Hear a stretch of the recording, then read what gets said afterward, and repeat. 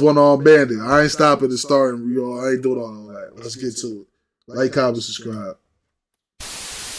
We done on that. Homie Lane. Yo, shout out to the world. Big up all of the show family. Big up Turner, Spirit, all of the man them, C1, Lambi, Uncle Man, Liquor Tea, all of the show family. You don't know. Shimmy, all of the man them, Squitchy, Black Red. Yo.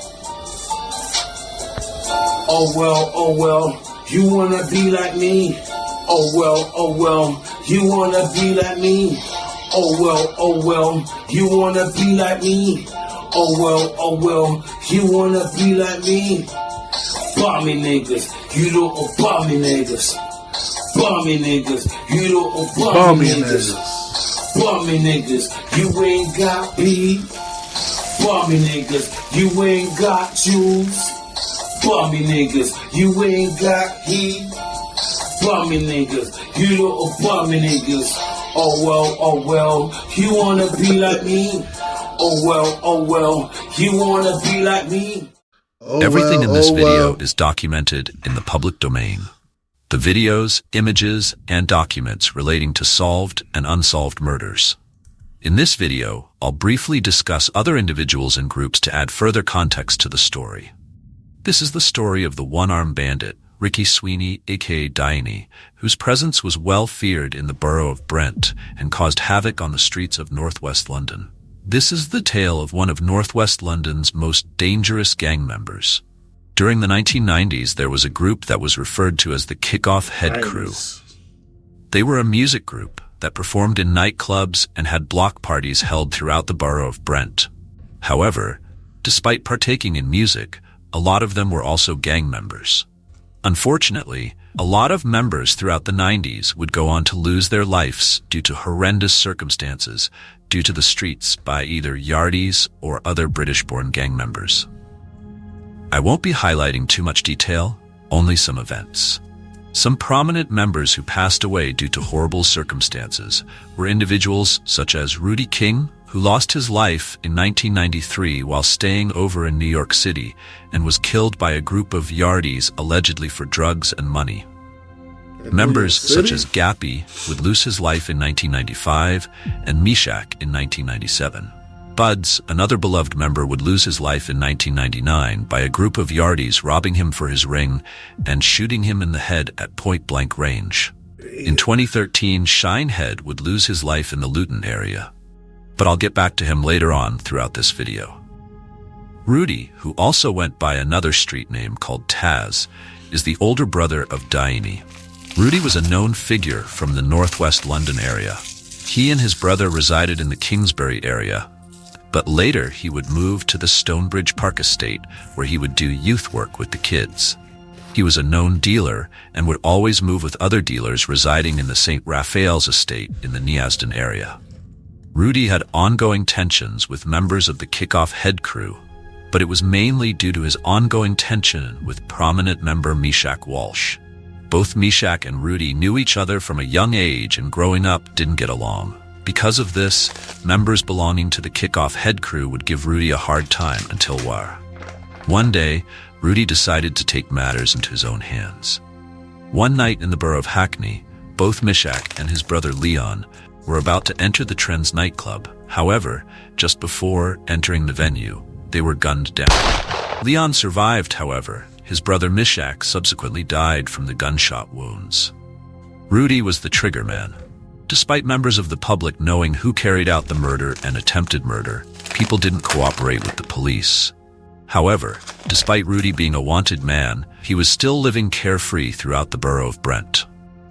Months later, while sitting inside his car, parked in the Willesden area, he was approached and shot in the head at point-blank range in broad daylight. He died shortly after. It was up. While sitting inside his car, parked in the Willesden area, he was approached and shot in the head at point-blank range in broad daylight. He died shortly after. This brutal murder was revenge for the killing of Meshach. The Kickoff Head Crew would also change their name to Must Love.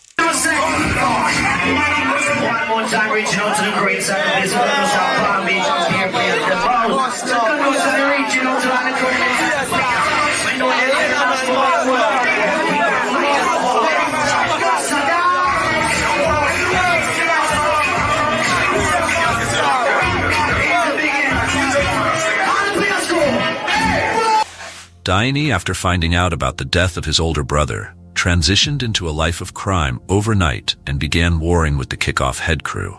During the late 90s, mainly from 1998 to 1999, it was reported that Diony, despite being 18 years of age, would cause havoc in the streets alongside his friends, who formed the infamous Press Road Gang led by gang member Little T. Prominent members were Little T, Magic, Shimmy, who's the older cousin of British rapper Nines, and a few more. One day, prominent Kickoff head crew member Shine Head, who I briefly spoke about earlier in this video, was seen getting into his car when a Press Road crew member ambushed him and started shooting at point-blank range Head to accidentally reverse into a police station. This caused him to move out of London due to fear and was given a new identity. Jeez. A lot of functions held by the Kickoff head crew would be shot up, and members from the Press Road crew didn't care if women and kids were present. What made the gang feared was that they were a bunch of young up-and-comers who didn't care who you were and wouldn't hesitate to make examples out of those who already had a notorious reputation. Mark Lambi, the infamous Tottenham gangster and gang boss of the TMD, grew a liking to Diony over the years. He was living in the Neasden area around this time, making connections throughout northwest and west London, such as Neasden, Kensal Green, the Mozart Estate, and the Stonebridge Park Estate. He spent his time making drug deals inside the high-rises.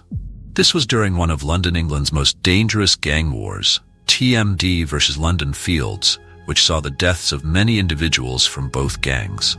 He made connections with one of Diony's relatives, known as Suddy, who was one of the most infamous gang members from the Mozart Estate. He would unfortunately lose his life due to horrific circumstances, as he was shot to death at point-blank range while sitting in a car. Rumor has it he wasn't the intended target. The shooter was after Lambi, who got out of the car seconds before the gunman approached and opened fire.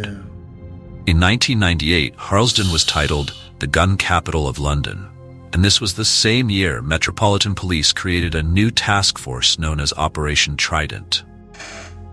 Niggas be slipping in them cars, bro. Just chilling in them cars. Just chilling.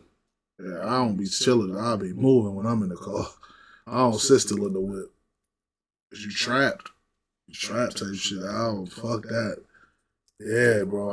I'll be in the car. I'm straight moving 3 times. Alright. We ain't fucking sitting in the whip chilling. Never. This was set out to tackle black-on-black crime killings in boroughs such as Brent and Lambeth.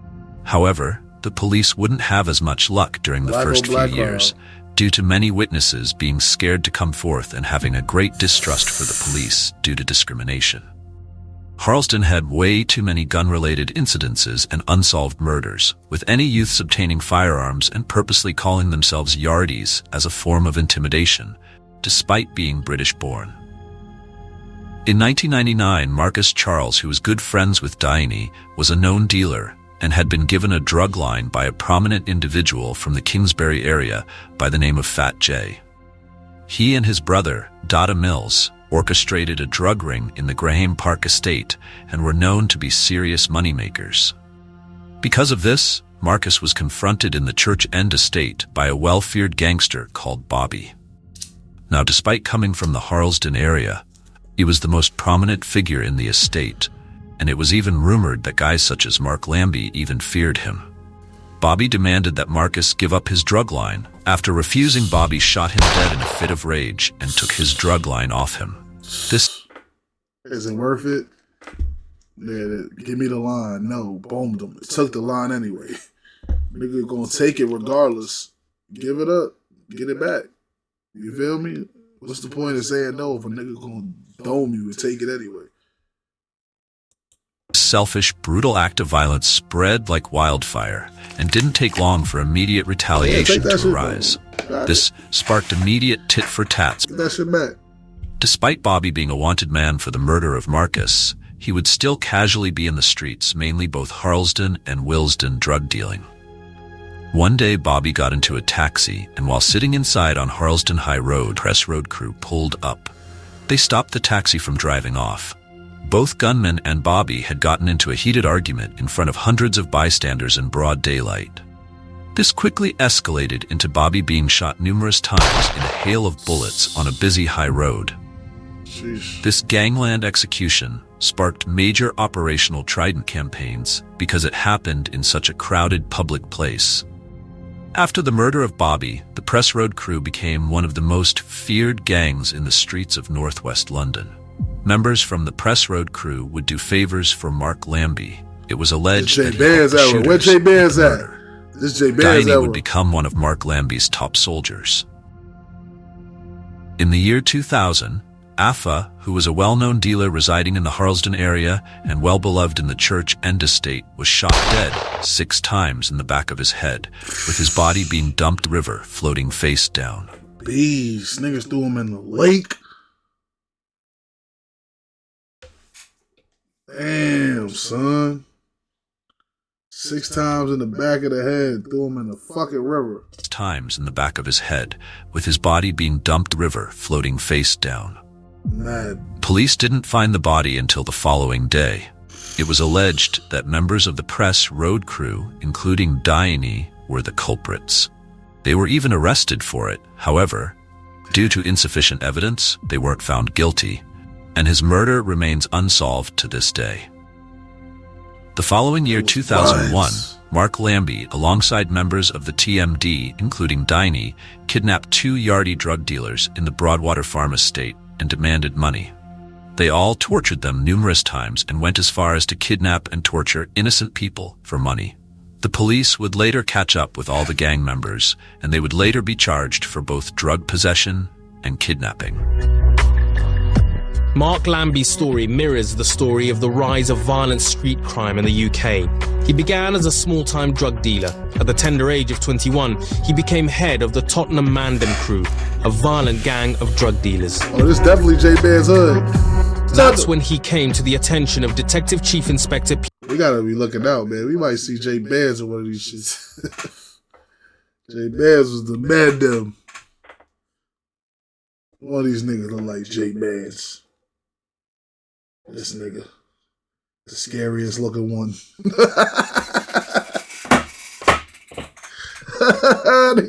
nigga said the scariest looking one. Which one? Yeah, this one. J Bands. That's when he came to the attention of Detective Chief Inspector Peter Lansdowne of the Metropolitan Police. His criminality was quite spontaneous. They could be out on a social function, literally step on somebody's shoes and end up in a shootout. While on routine surveillance, Lansdowne's team followed Lambi and a convoy of gang members into the estate, unaware that it was the start of a series of events that would lead to Lambi's downfall.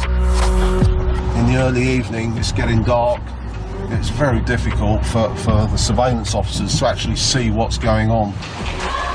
The gang came down here into the underground car park. We didn't actually know what they were doing down here.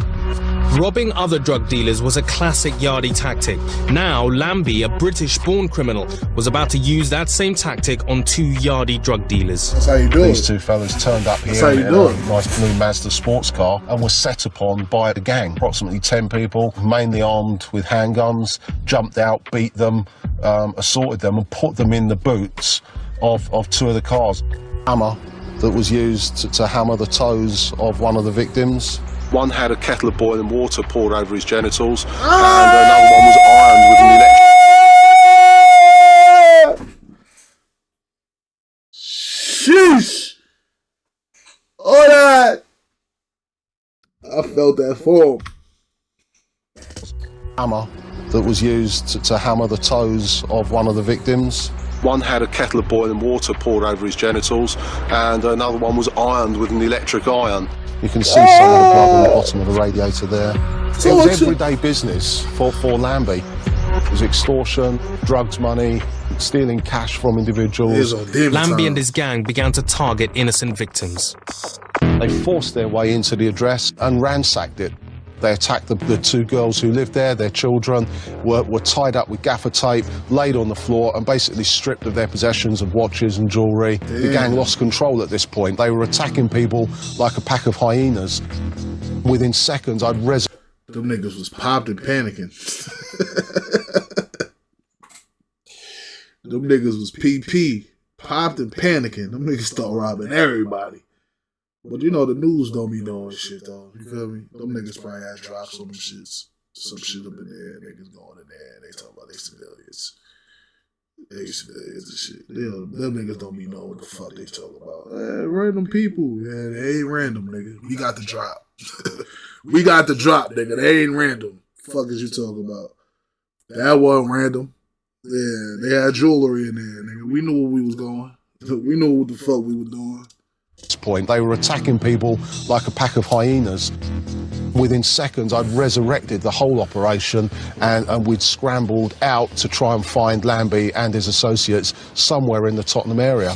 It was to prove to be the beginning of the end for Lambi and his gang. Through the streets of North London, police chased a car carrying Lambi's henchmen and drugs stolen from the two Jamaican dealers, Smith and Morris. The vehicle came down Stoneleigh Road here, clipped the curb and flicked up onto its roof and crashed.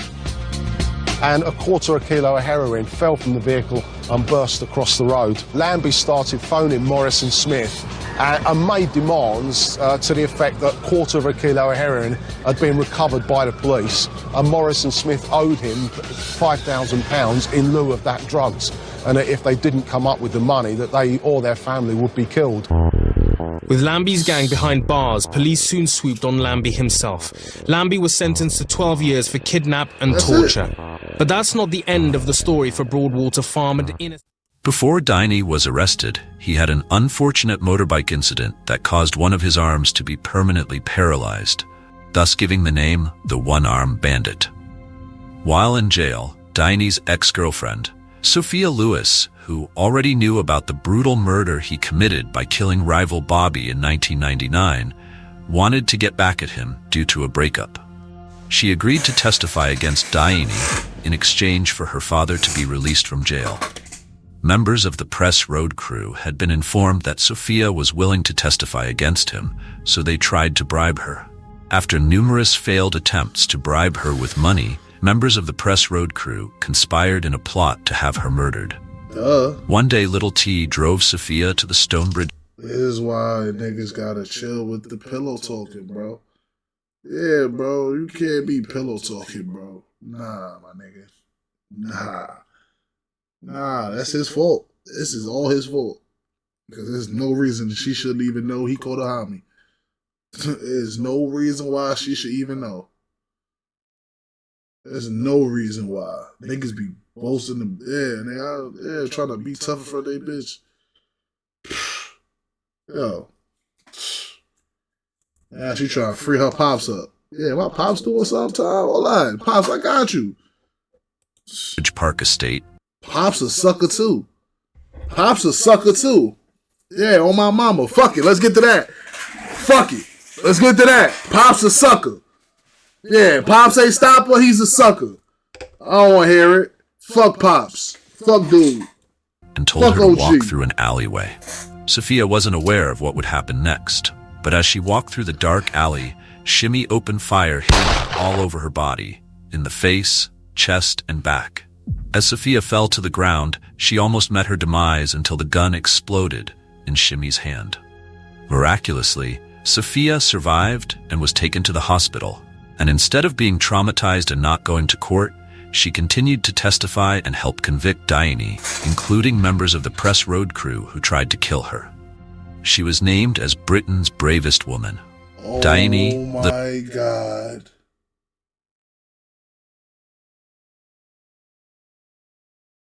Damn. She is brave. I'll tell you that. Shit, that shit ain't scare her. She brave as fuck. I ain't gonna lie. Damn. Damn.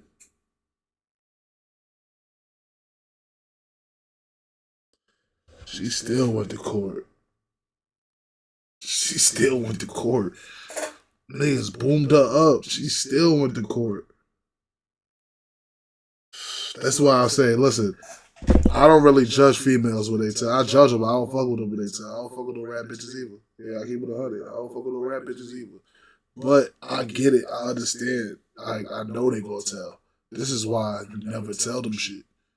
You definitely don't do nothing with females. I ain't gonna lie. I tell y'all, UK got the most official bitches. All the videos I seen with shorties getting locked up behind me, staying there, no comment. A New York bitch is gonna tell on you so fast. Don't let her got a kid or something. You're done. Little T and Shimmy were all prosecuted and locked up for their crimes. After their arrest and convictions, the Press Road crew would still cause havoc. Talking about bitch gonna say no comment, a bitch gonna write a book in there. Bitch gonna write a whole book, a novel. In the streets. In 2003, younger members to be given the first mass antisocial behavior order. 7 members would purposely travel to the notorious Chalk Hill estate located in the Wembley area, which is one of the biggest estates in London. The gang members would approach residences' homes, set fire to people's cars, and even piss on people's front doors. Press Road had an intense rivalry. I ain't gonna lie, bitch gonna see the WAP. Bitches is gonna see the WAP. Yeah. There ain't too much hot in the WAP, but ain't too much hot in the WAP from a bitch, but a body, yeah, that's some shit you telling. Like, you got the WAP on you every day. You pulling up, you staying with shorty, you gotta take that shit off. They gonna see the WAP. But the homies is mad, nigga. Yeah, they ain't there for that. Don't tell them that. The homies, shh.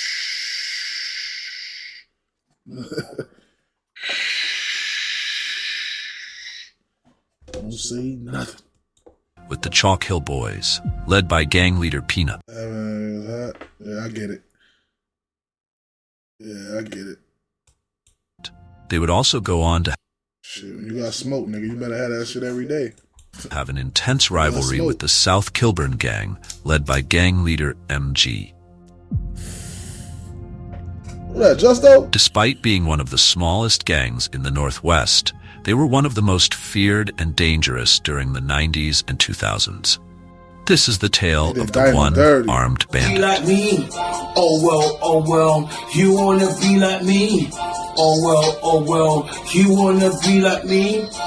My shower niggas, real niggas, my shower niggas, making my figures. My shower niggas, busting my triggers. My shower niggas, and make it rain niggas. Jeez. Oh well, you wanna be like me? Oh well, you wanna be like me? Yo, show to the world, you know, not gonna change your rearrange, you know, I mean them dying, you know, and the boy try this. Sure. Know the free him up, man.